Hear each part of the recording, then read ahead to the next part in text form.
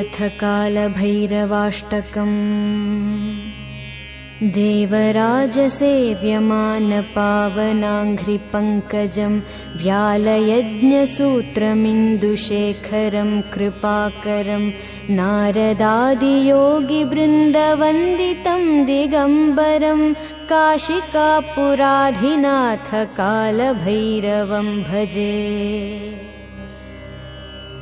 भानुकोटिभास्वरं भवाब्धितारकं परं नीलकण्ठमीप्सितार्थदायकं त्रिलोचनं कालकालमम्बुजाक्षमक्षशूलमक्षरं काशिकापुराधिनाथ कालभैरवं भजे।